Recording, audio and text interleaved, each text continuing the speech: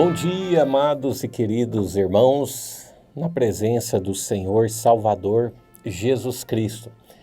Estamos agradecidos a Deus por nos dar vida, nos dar saúde, nos dar a graça de, mais uma vez, ouvirmos a palavra dele. Aqui em 2 Coríntios, capítulo 3, versículo 16 ao 18, o apóstolo São Paulo diz assim: mas quando se converterem ao Senhor, então o véu se tirará. Ora, o Senhor é Espírito, e onde está o Espírito do Senhor, aí há liberdade.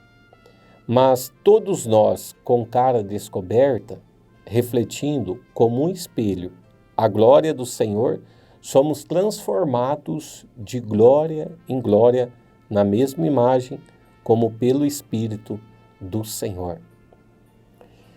A mensagem em pauta é esta: poder de transformação. Como já temos visto em gravações anteriores, estamos seguindo nesta mesma linha, lendo alguns parágrafos e meditando em alguns parágrafos desta mensagem que o profeta de Deus deixou para nós, que pregou para nós. E no parágrafo 56 e 57, o profeta disse assim: do mesmo modo como quando o homem que construiu este trailer, quando vocês, irmãos, aqui, que projetaram este parque, como iriam fazê-lo, estava na mente de vocês. Isso chama atenção, né? Porque quando alguém vai construir uma casa, em que antes de ser gerado ali o projeto, ele já desenhou, né? Como se diz, ele já rascunhou na sua mente, né? Como que ele quer que seja. E à medida em que ele vai citando os traços, os modelos, a forma e tudo mais, aquilo vai transcrevendo para o projeto. A execução não iniciou, mas o projeto está pronto. E no projeto, hoje com a tecnologia que se tem de 3D e até mais, permite ainda ver até o interior, né, de uma construção, seja de um comércio, de uma casa, qualquer tipo de edificação. Permite ver tudo isso. Isso faz com que aquilo que vai ser construído, aquilo que vai ser materializado, de uma certa forma, na mente de alguém ou de várias pessoas, aquilo já estava feito, já estava concluído. E que aí depois, como seres humanos, foram em busca da materialização daquilo. É o que o profeta estava falando. Quando vocês, irmãos aqui, que projetaram este parque, como iriam fazê-lo, estava na mente de vocês. Vocês continuaram trabalhando até concretizar aquela visão. Eu trabalhei no norte do Mato Grosso, pela dona da obra, de uma construção de grande porte, né, de uma usina hidrelétrica. E em determinado momento estive lá participando também, em que fizeram uma réplica daquela usina. Muito embora ela ainda estava em uma fase de construção ainda, né, de escavação e detonação e etc. Né? São várias frentes de trabalhos ao mesmo tempo, né? Mas na réplica havia realmente a réplica real. Como que seria aquela usina e a passagem da água, o momento do alagamento ali e a vazão que se daria. E um dos pontos que estava sendo discutido era realmente ali a erosão que aquilo dali iria causar, né? Então, com a força do represamento da água, conforme as comportas seriam abertas, em que elas seriam passadas, até que ponto que a velocidade da água, né, a quantidade de água que seria passada ali, que causaria erosão. Então, a engenharia já estava estudando isso já previamente, antes de chegar à etapa da conclusão, né, da construção física daquilo ali. Até porque é feita uma construção para durar dezenas e dezenas de anos, né? Então aquilo ali chamou muita atenção porque quando se materializava alguma parte da construção, aquilo não era novidade para a equipe técnica da engenharia, né? Porque já se tinha conhecimento daquilo ali, já tinha se visto aquilo, né? Então, era aquilo que já estava no pensamento, que estava no projeto, e depois poderia apalpar, né?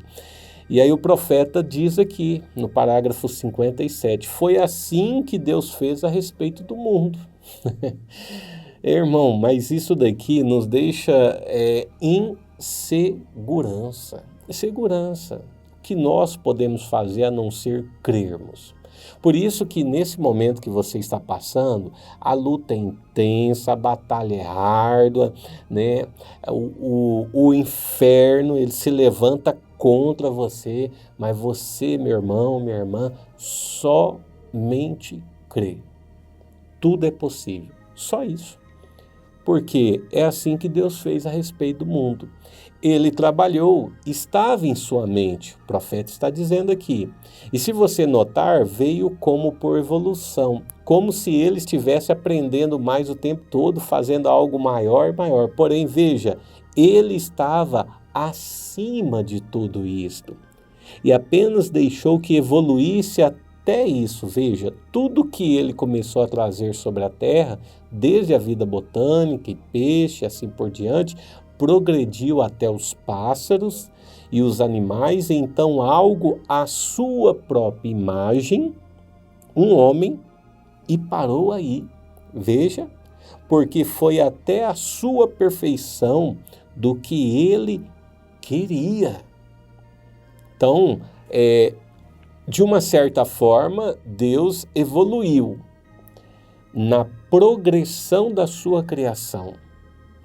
Não evoluiu no sentido de que, esqueci desse detalhe. Deus não se esquece. Vou aperfeiçoar algo mais, algo que eu não tinha feito anteriormente, vou estar fazendo aqui. Não, com Deus não existe isso. Se, como acabamos de citar, no exemplo anterior, na parte de uma engenharia humana, em que as pessoas já vê o fim antes do começo da execução da obra, quanto mais Deus, o grande criador, o grande arquiteto, né, que fez o mundo, a terra propriamente dita, né, os seres estelares, etc.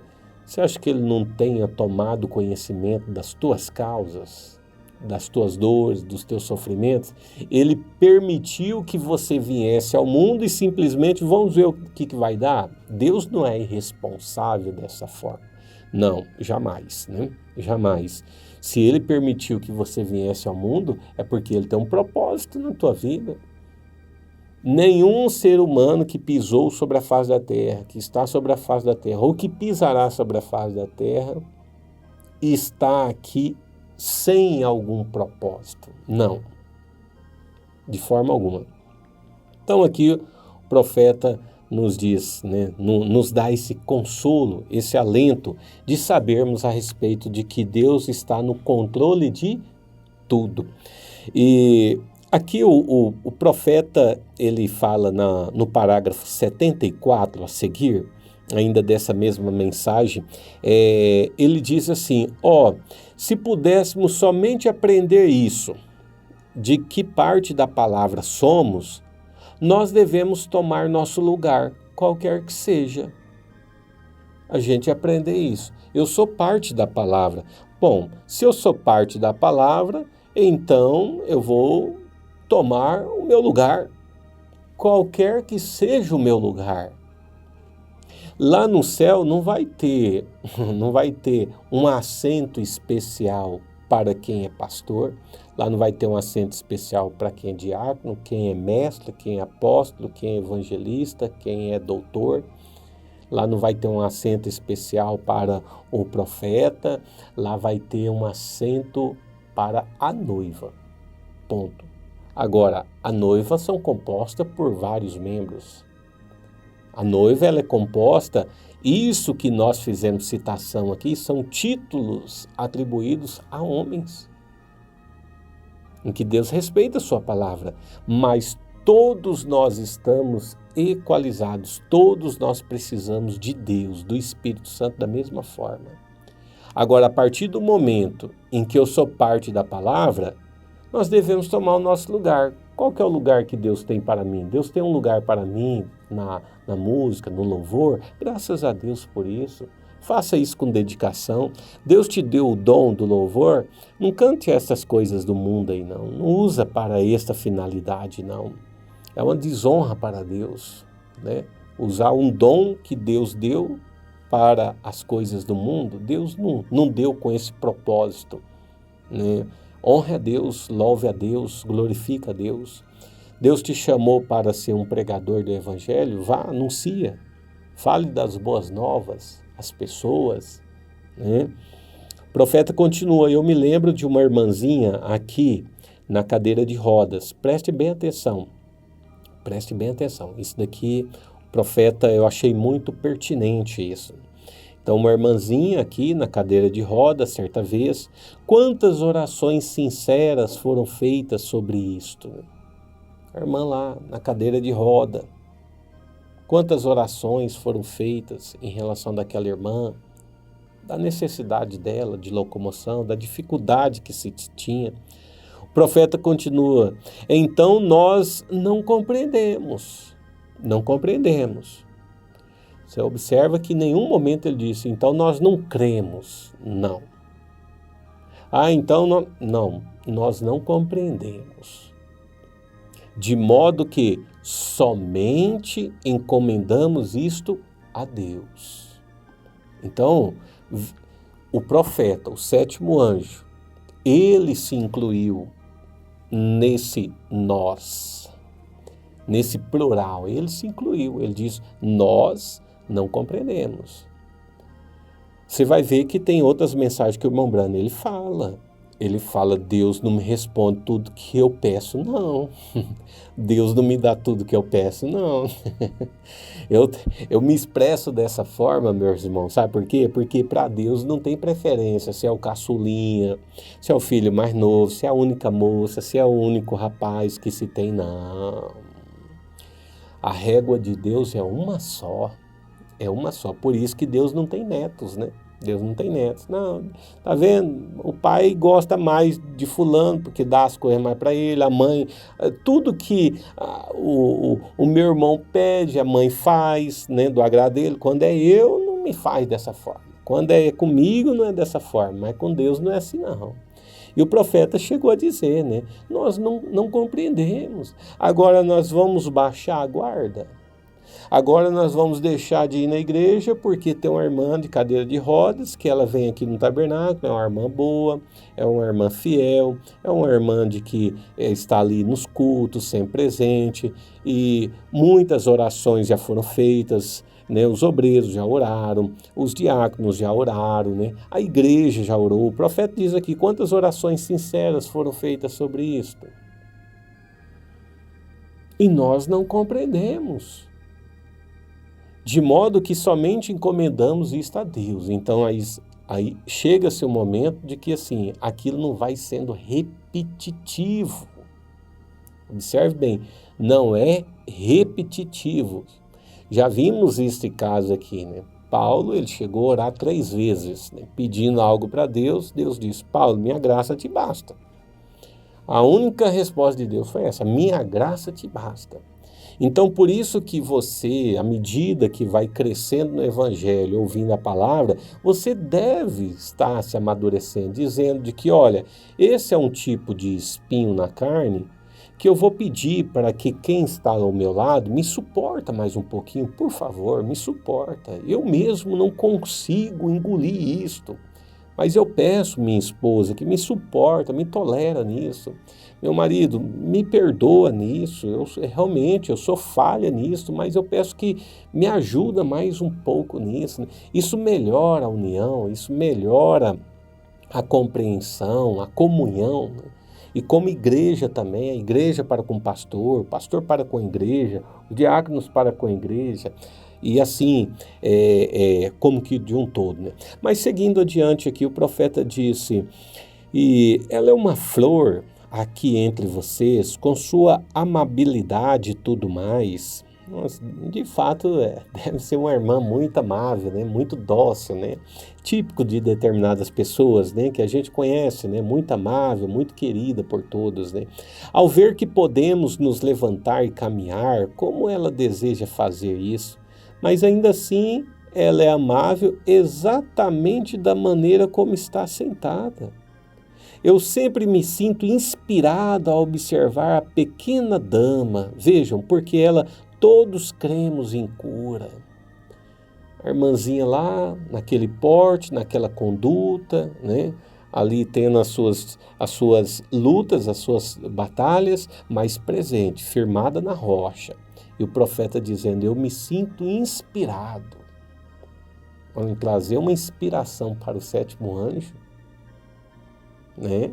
A conduta, comportamento, né? E aí o profeta diz, todos cremos em cura. Ela crê na cura, eu também creio na cura, a igreja crê na cura. Temos visto Deus operar milagres muito além disso, de se levantar de uma cadeira de roda. Vejam, e ela sabe disso também. Vejam, mas ela está disposta a tomar o seu lugar. Aquilo não é uma pedra de tropeço. Aquilo não é um escândalo no meio da comunidade.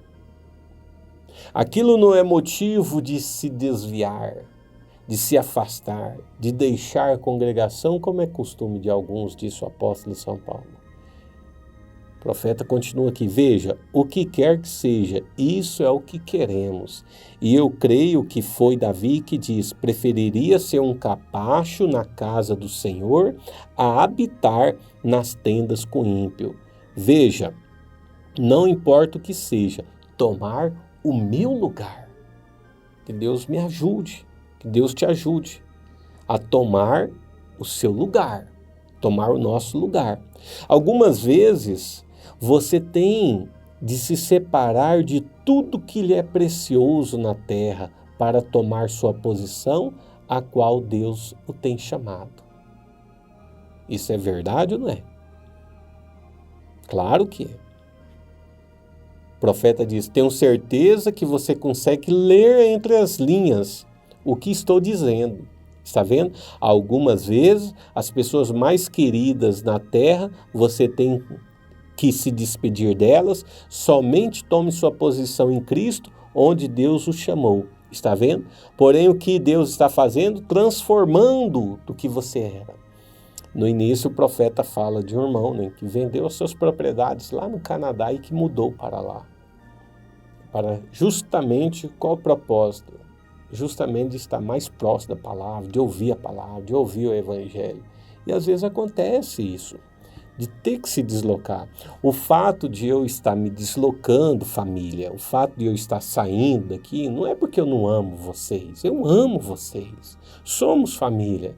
Mas há algo maior que eu preciso valorizar, que eu preciso dar essa contribuição para a minha alma. É justamente esse ser espiritual. E mesmo distante, vamos ter o contato, nos amamos, temos o nosso companheirismo. Não é que nós vamos cortar o nosso companheirismo, né? Nosso companheirismo sadio, nosso companheirismo respeitável, mas é porque há algo dentro de mim que clama. Então veja, transformando o que era. Talvez um filho, o que quer que seja. Aí o profeta diz, de uma amável família, algumas vezes, ele o coloca em algum outro lugar. Por quê? É sua maneira de fazê-lo. Veja, pela renovação do seu entendimento, para obedecer à palavra de Deus, independente de qual seja o custo. Nossa redenção não foi uma coisa barata, foi o Filho de Deus que teve que morrer por nós. Trazer esta mensagem não foi fácil. Eu tive de deixar tudo que me era precioso, até mesmo o meu próprio povo, todos. Porém, você vê que o valor disto veja, é fazer a vontade de Deus. E para fazer isso, sabendo que há algo em mim, quando costumava dizer bem, iam pôr-me para fora, pensava que eu estava perdido da mente, batizando em nome de Jesus Cristo, contrário à igreja e todas essas coisas, dizia ele está louco, chamando o profeta de louco. Porém, veja, não importa o que dizia, há algo que tem de ser feito. E Deus simplesmente toma uma pessoa, coloca em sua mão e disse, faze isto, e você faz. Que preço deve ter custado ao apóstolo São Paulo, instruído sob Gamaliel, o maior professor do dia, né? Exatamente a coisa que ele considerava heresia, as coisas que ele pensava ser as piores que podia ter acontecido à igreja, ele justamente se aproxima e se torna um participante disso, de perseguidor a ser perseguido. Quando Deus fala, ele sabia que sua palavra era uma semente. Quando Deus falou, Deus sabia que a sua palavra era uma semente. E ela produziria conforme sua espécie. Observem aqui. Agora, ela foi ordenada a produzir somente conforme sua espécie. E ela sempre fará isso se o homem não interferir nela. Observem bem, quero repetir essa última parte. Ela foi ordenada a produzir somente conforme sua espécie e ela sempre fará isso se o homem não interferir nela. Essa semente é de Deus? Então deixa Deus cuidar da sua semente. O homem não tem que interferir nela. O capricho humano, o zelo humano e as regras humanas, nada vai fazer com que quem não é eleito seja eleito. E quem é eleito desseja, né?